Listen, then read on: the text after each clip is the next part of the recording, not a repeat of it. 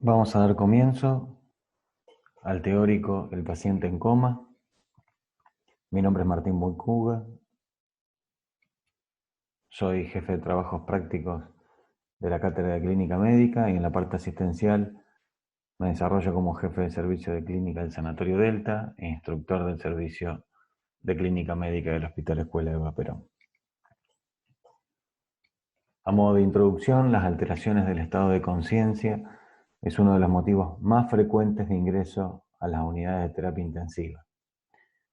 Es uno de los signos más reconocibles. Existe una afección grave, incluso a nivel popular.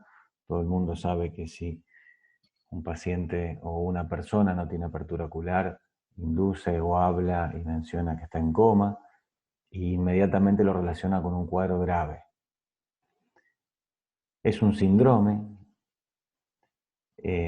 y esto es muy relevante tenerlo presente porque, como veremos, responde a múltiples causas y el ejercicio clínico va a ser tratar de ser ordenado en su diagnóstico y en su pesquisa para llegar a determinar la causa principal y un eventual tratamiento.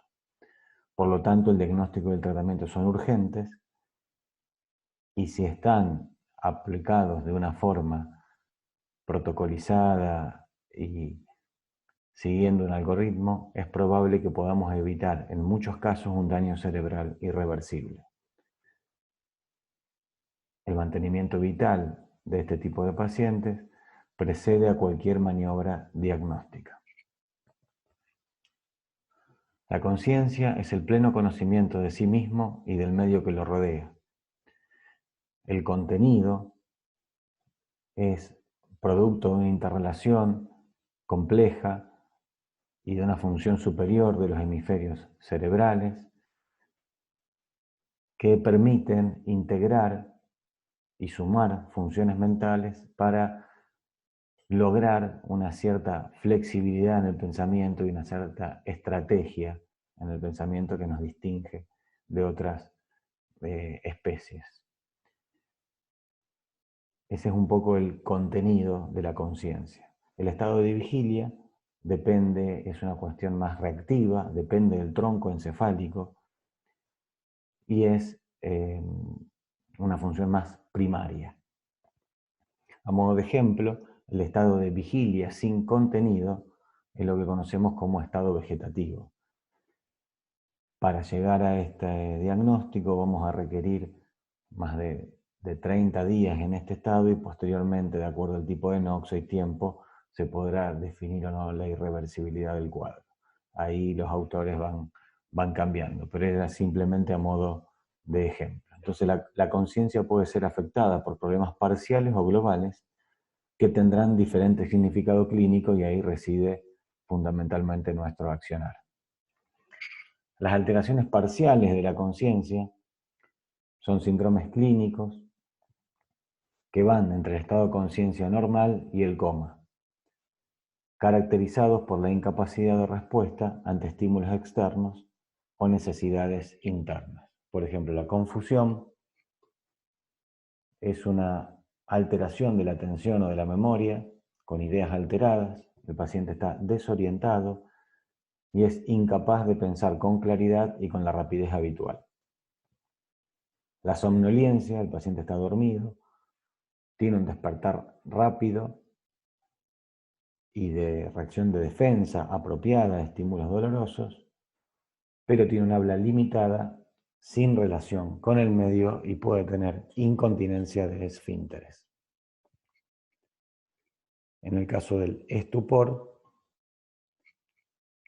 la actividad física y mental están reducidas, solo se responde a estímulos vigorosos y repetidos, la respuesta es incoherente y lenta y hay una persistencia de la reactividad. En este caso, el cuadro característico es que el paciente reacciona únicamente al estímulo y vuelve a caer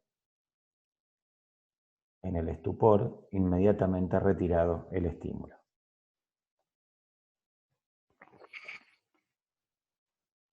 La alteración global de la conciencia Nosotros acá vamos a definir el concepto fundamental de este teórico, que es el coma. Es un estado de inconsciencia con ausencia de contenido y vigilia. Es decir, justamente, no hay conciencia y no hay apertura ocular. O sea, no hay reacción de despertar, no hay ni contenido superior, ni contenido primitivo, si se quiere, inferior o reflejo. Está dado por la falta de apertura ocular, falta de respuesta motora y falta de respuesta verbal. Por eso mencionábamos al principio que era fácil de reconocer, si se quiere, socialmente. La otra alteración de la global de la conciencia, que es de importancia fundamental por lo que reviste de acuerdo a lo que es la ablación y donación de órganos, es la muerte cerebral, que es la actividad cortical y del tronco, que están ausentes, es una lesión absolutamente irreversible, que no solo tiene coma, sino que está compuesto también de la apnea y de la ausencia de reflejos de tronco.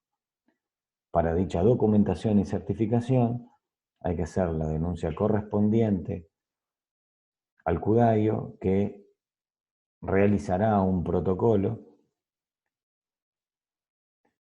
que cuenta entre sus características fundamentales de diagnóstico un electroencefalograma plano sin presencia de medicación sedante. Es un protocolo riguroso que tiene que estar en manos de personal especializado.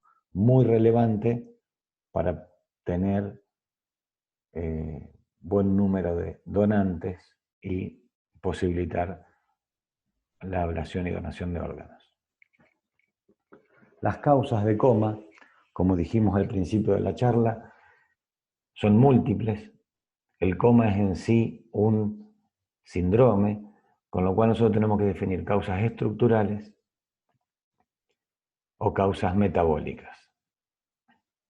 Las causas estructurales pueden ser lesiones focales, como vemos acá un listado, pueden ser infra o supratentoriales, es decir, al decir que es focal le estamos diciendo que está afectada de forma específica una determinada área cerebral, un determinado espacio, pero por su gravedad puede repercutir y producir una alteración global.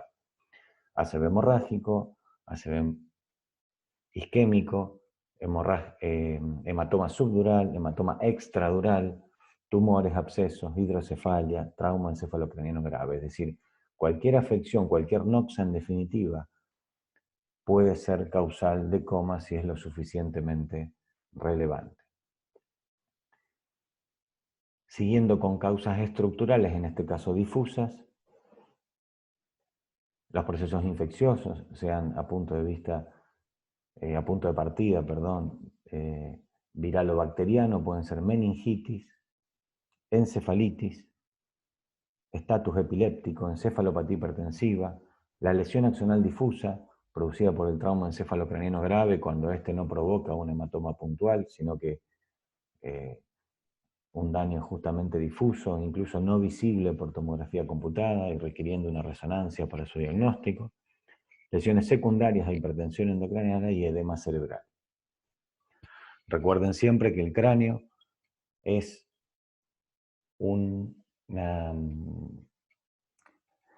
de alguna forma es inextensible, es decir, es un espacio cerrado e inextensible, donde está encerrado, por decirlo de alguna forma, el cerebro, y cualquier causa que provoque edema o aumento de la presión va a ser imposible que se traduzca en una situación que pueda lograr cierta compliance. Inexorablemente va a generar mayor daño interno con aumento de la presión. Las causas metabólicas, acá es donde el rol del enfoque clínico es fundamental, dado que son potencialmente reversibles. Entonces, estas son noxas que diagnosticadas a tiempo, que diagnosticadas mediante una buena sistemática de trabajo, mediante un examen físico que incluya, como vamos a ver más adelante, el soporte vital primero y el orden para la adecuada pesquisa diagnóstica, nos va a permitir lograr diagnosticar rápidamente y evitar un daño posterior. La hipoglicemia, la cetoacidosis diabética, el coma hiperosmolar no cetósico, el síndrome urémico, producto de una insuficiencia renal, la encefalopatía hepática, las alteraciones del medio interno como la hipo e hipernatremia, la deshidratación severa, el coma mixedematoso, son todas alteraciones que nosotros tenemos la potencialidad de revertirlas y es muy relevante para lograr y evitar el daño cerebral permanente. Como causas metabólicas también tenemos carenciales, clásicamente la encefalopatía de Wernicke, un déficit de vitamina B1, tiamina, esto es muy frecuente en pacientes etilistas, y tenemos que tener presente que hoy por hoy tenemos una población sometida a una cirugía bariátrica para el control de la obesidad mórbida, que potencialmente pueden tener déficit de tiamina. Si se combina con otros factores, como el alcoholismo o cualquier otra circunstancia clínica que motive vómitos reiterados, esta puede ser una causa a tener en cuenta. La encefalopatía hipóxica, es decir, un daño cerebral producto de bajo oxígeno en sangre. Imagínense que el listado de causas acá es solo un ejemplo, pero pueden ser múltiples. Por supuesto, cualquier paro cardiorrespiratorio que motive, ahí tienen un listado ustedes, pero cualquier circunstancia que produzca hipoxemia cerebral, el suficiente tiempo puede producir una encefalopatía hipóxica. Causas físicas térmicas, causas tóxicas. Es muy frecuente, o son muy frecuentes las intoxicaciones por monóxido de carbono, que siempre tenemos que tener presente, y las intoxicaciones por fármacos o tóxicos. Todas estas potencialmente diagnosticadas en tiempo y forma son reversibles. La evaluación del paciente en coma, necesitamos un examen neurológico inicialmente rápido, con una visión de pupilas y una escala de coma de Glasgow que ya vamos a desarrollar más adelante. Por supuesto, todo lo que se pueda relevar de la historia clínica, que lo hará alguno parte del equipo, probablemente de forma diferida, a un familiar, cuidador o al personal de salud que nos acercó el paciente. Posteriormente, un examen neurológico más detallado, que incluya el típico examen neurológico que todos conocemos, y el examen físico general. Finalizando con los métodos complementarios. El examen neurológico, si se quiere urgente, es de consenso internacional, la escala de coma de Glasgow, que suma de 3 a 5 puntos, ahí la tienen descrita. Ahora vamos a avanzar posteriormente en una descripción más específica, y el diámetro pupilar. Es decir, nosotros tenemos que ver no solo el diámetro, sino la simetría pupilar, y en función de eso, determinar cuál puede ser el origen de las alteraciones. Es decir, las pupilas normalmente son isocóricas, son reactivas, son intermedias, y esa intermedia significa que mide entre 2 y 3 milímetros. Cualquier desviación de esa normalidad, nosotros la tenemos que plantear como potencialmente patológica. Es decir, si son intermedias, isocóricas, lentas, puede ser algún daño a nivel mesencefálico o diencefálico. Si son mióticas y arreactivas, puede haber algún daño a nivel del tronco cerebral, a nivel pontino, o bien puede ser una intoxicación por opiáceos. Si son midriáticas arreactivas, son habitualmente las que más nos preocupan porque hablan de una lesión profunda y probablemente muchas veces irreversible. Puede haber casos como el síndrome del tercer par, en donde hay una anisocoria, o isocóricas y reactivas, que nos habla de alguna circunstancia metabólica. Es decir, cualquier circunstancia clínica, el examen neurológico, que no nos demuestre cierta focalidad motora o pupilar, puede hacernos pensar en que estamos ante un paciente que nosotros podemos revertir por algún daño metabólico. Como les decía, la escala de Comas-Glasgow en más detalle se cuantifica con dos estímulos básicos como la voz y el dolor, y nos va a permitir leer de forma rápida y muy práctica la vigilia, la conciencia y el dolor. La vigilia, punto de partida de la apertura de los ojos, todo centrado en el sistema reticular activador ascendente, que es algo reactivo, primitivo. Y si el paciente tiene una apertura ocular espontánea, nosotros descartamos, por supuesto, el estado de coma ante cualquier circunstancia de apertura ocular. Y nosotros vamos a cuantificar la misma si es espontánea, es a la voz, es al dolor o si directamente no los abre. Recuerden que a la voz tiene que ser en un tono normal, el grito, si se quiere, es un estímulo ya nociceptivo y debería cuantificarse como 2. La conciencia la vamos a evaluar con la respuesta verbal y no solo vamos a categorizar si el paciente está orientado, es decir, que tiene un discurso claro, comprensible y está orientado en tiempo y espacio, lo cual nos puntuaría un 5, sino que si el paciente tiene un discurso claro, comprensible pero confuso, es un 4, si el lenguaje ya es inapropiado es un 3, y si el lenguaje es directamente, está presente porque modula alguna palabra o algún sonido, pero es incomprensible, es un 2, y el 1 es si no tiene ningún tipo de respuesta.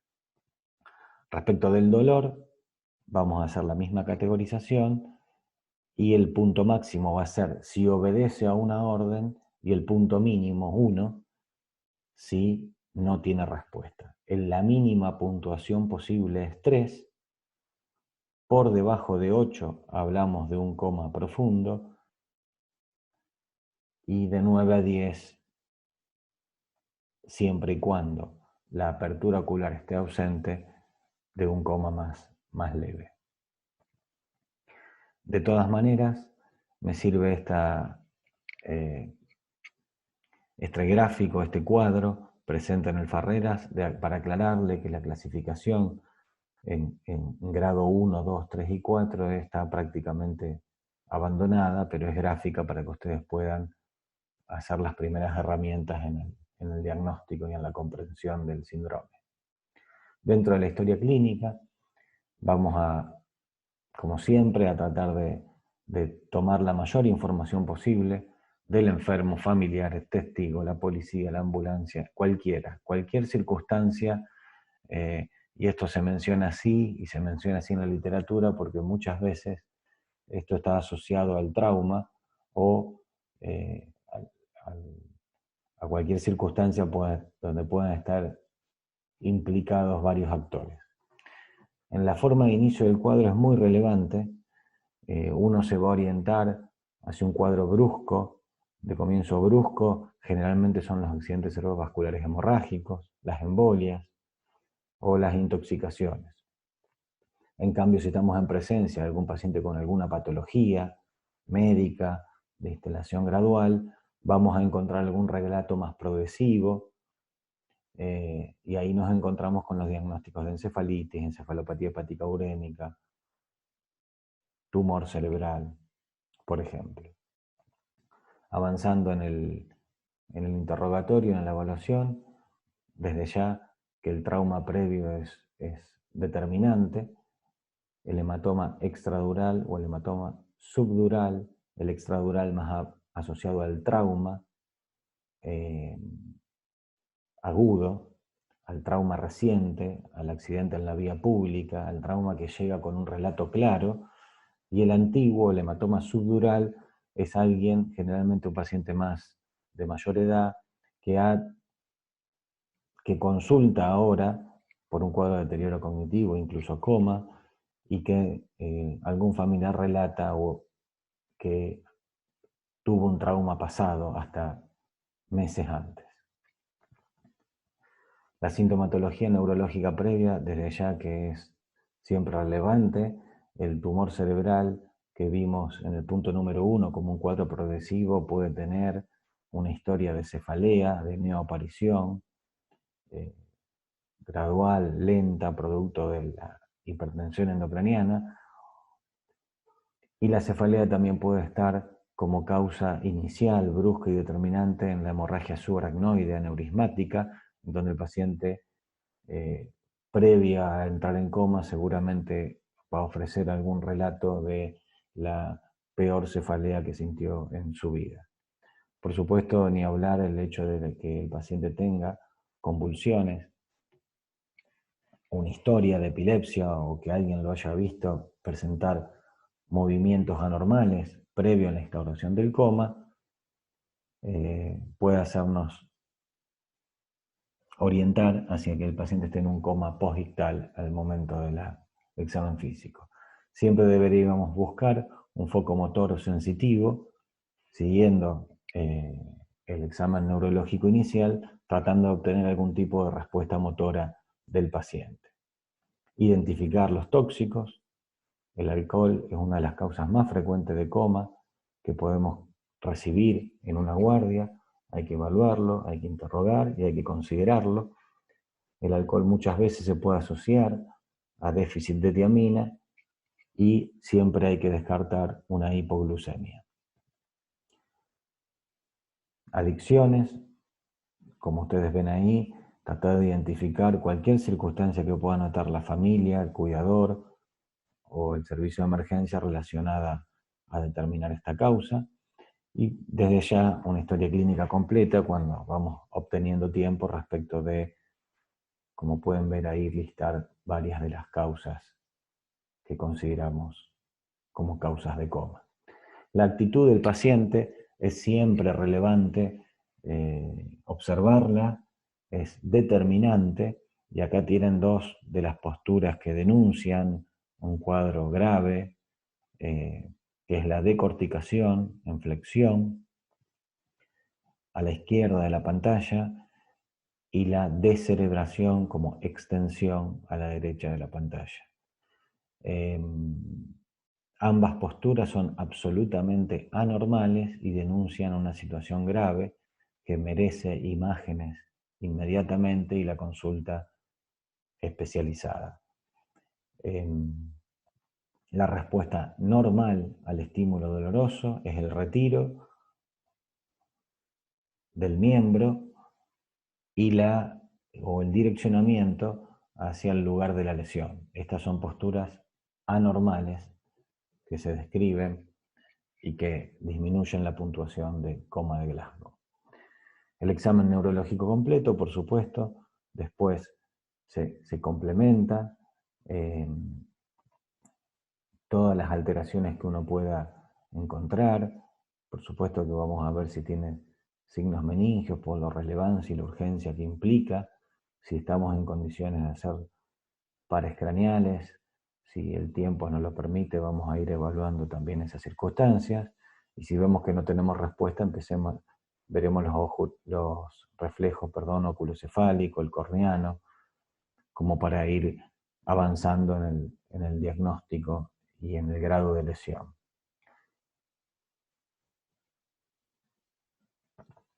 Vemos ahí las posturas que ya describimos y avanzaremos en una práctica relevante que es el fondo de ojo, un poco ya con la disponibilidad rápida de las imágenes bastante abandonada, pero que nos puede dar una evidencia indirecta de la hipertensión endocraniana, sobre todo antes de tomar cualquier conducta si consideramos hacer una punción lumbar.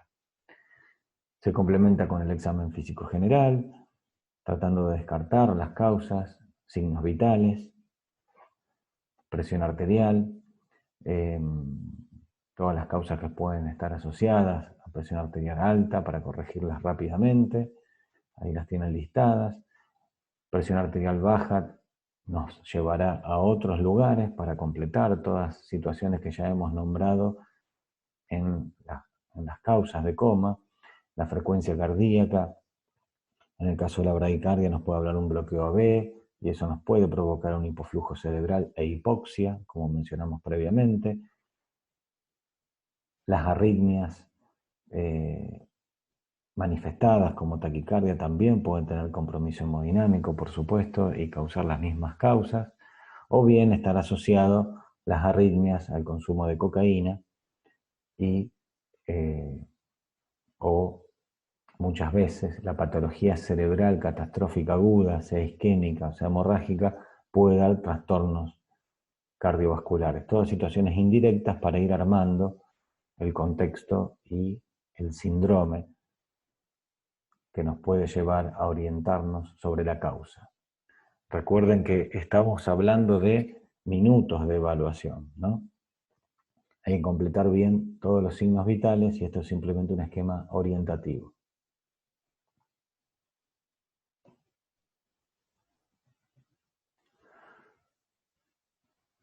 Respecto del examen físico general, continuamos con otro signo vital, que es la frecuencia respiratoria, y ahí vamos a describir,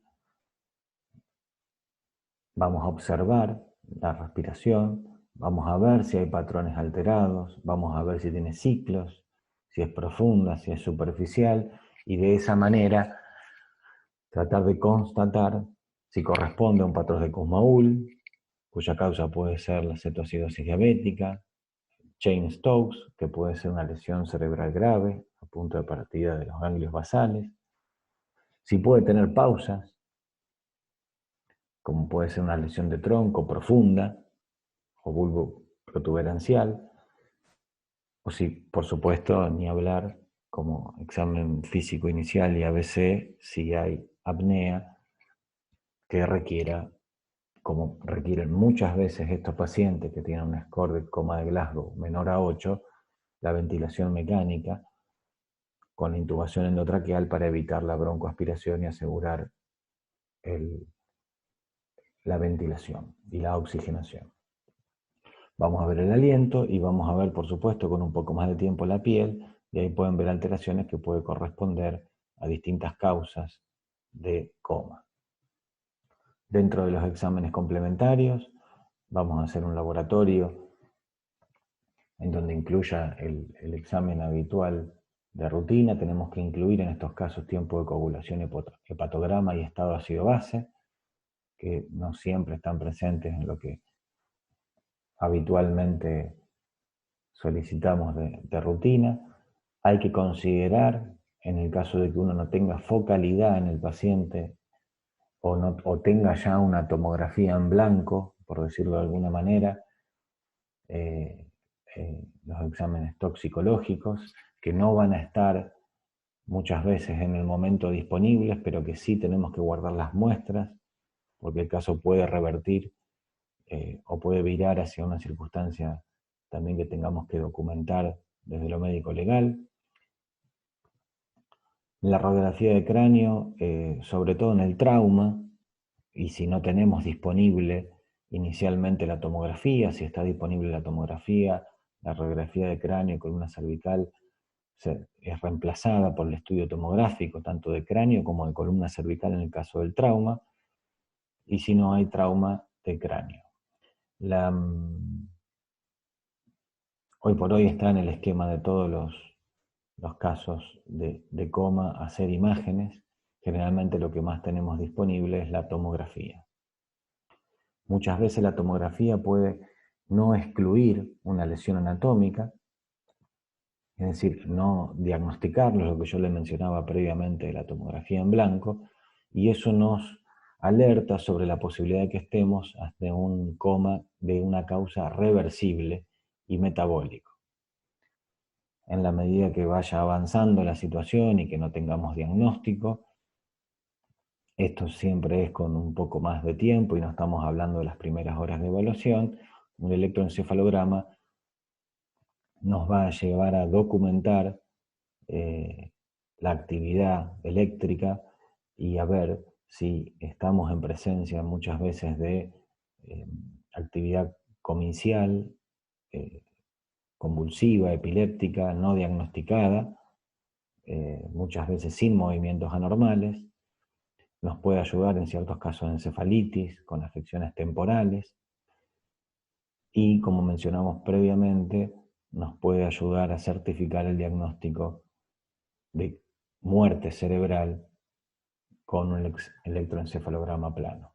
La punción lumbar, como mencionamos antes, hay que tener presente que el paciente no tenga previamente alguna sospecha de hipertensión endocraniana y avanzar en el diagnóstico y en el uso de la misma, y nos puede ser útil para diagnosticar tantos meningitis, encefalitis o incluso hemorragias subaracnoideas con la visualización de sangre a nivel del líquido cefalorraquídeo que no hayan sido diagnosticadas por otro método por imágenes.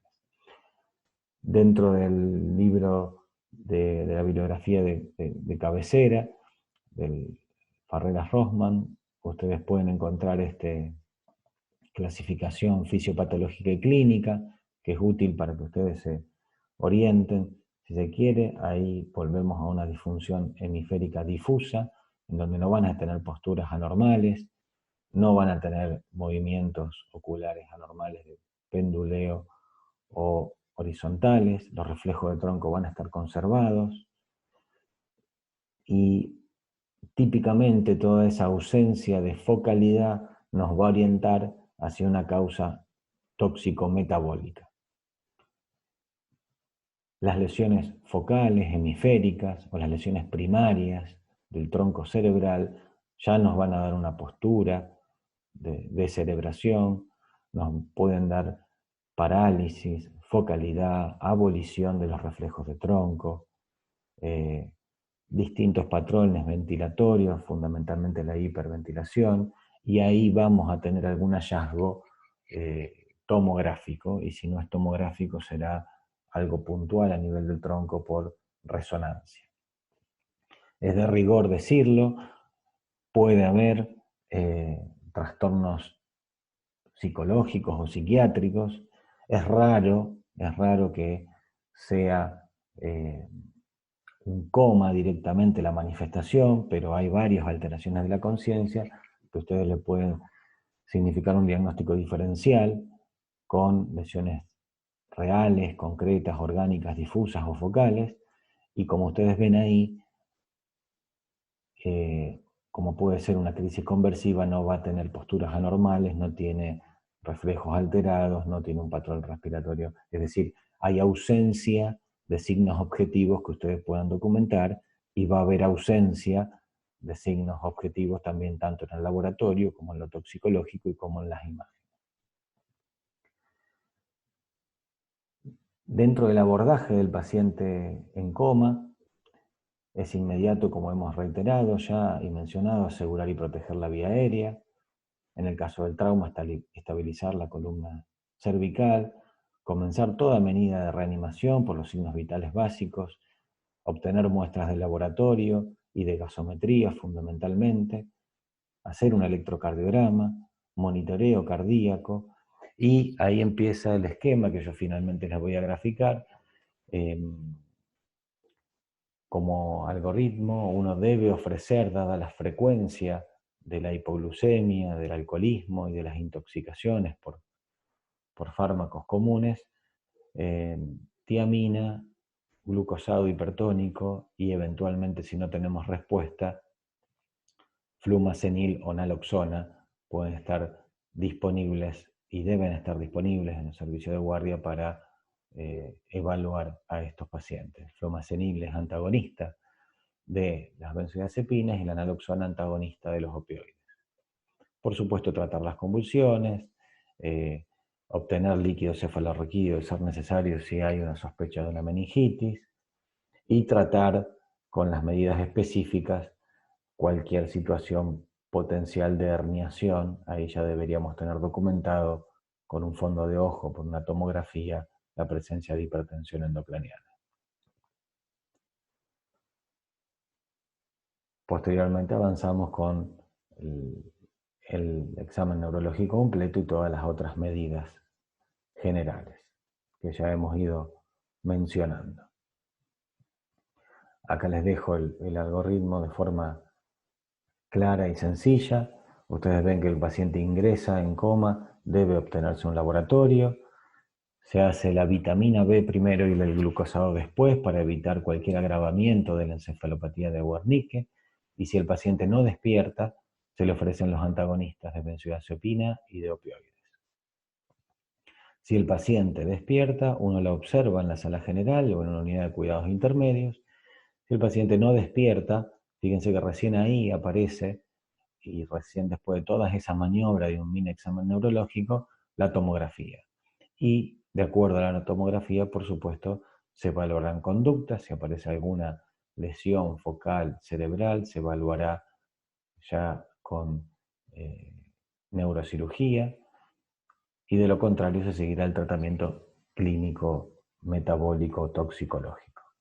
Los cuidados generales, esto no es estrictamente necesario que ustedes los conozcan, pero se lo menciono: cuando un paciente está en coma, está absolutamente dependiente del equipo de salud, con lo cual no tiene que cuidar su postura, no tiene, por supuesto, apertura ocular, tiene que cuidar sus córneas, por más que les resulte, si se quiere, extremista, o uno cuando escucha esto por primeras veces, pero lo cierto es que hay que proteger al paciente, hay que proteger sus córneas porque potencialmente puede ser un donante.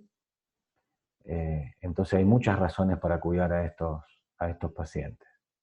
La asistencia respiratoria mecánica, como les mencioné previamente, en el Glasgow menor a 8, cuando el paciente tiene mal manejo de secreciones, cuando detectamos un patrón ventilatorio que no es suficiente para su adecuada oxigenación, o incluso como tratamiento primario de la hipertensión endocraniana, debe ofrecerse.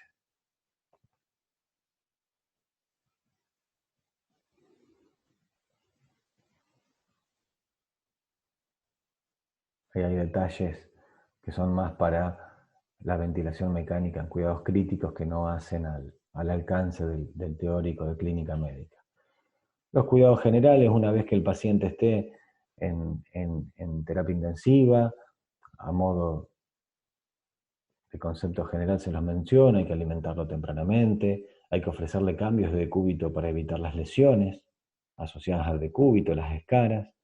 Por supuesto, eso también se previene con kinesioterapia, prevención de la trombosis venosa profunda, lograr una diuresis adecuada de 50 mililitros hora, un buen control glucémico, y esos pacientes habitualmente tienen, por supuesto, vías centrales, sonda vesical, un montón de cosas necesarias para el manejo. Todo esto es el sostén necesario de un paciente, sea cual sea la causa del coma, durante un tiempo, hasta que el paciente sale del coma, o bien muchas veces se prolonga hasta incluso un centro de rehabilitación. Bueno, muchas gracias. El objetivo era darle las herramientas necesarias para poder enfrentarse al paciente en coma. Les dejo la bibliografía que utilicé para el teórico. Muchas gracias.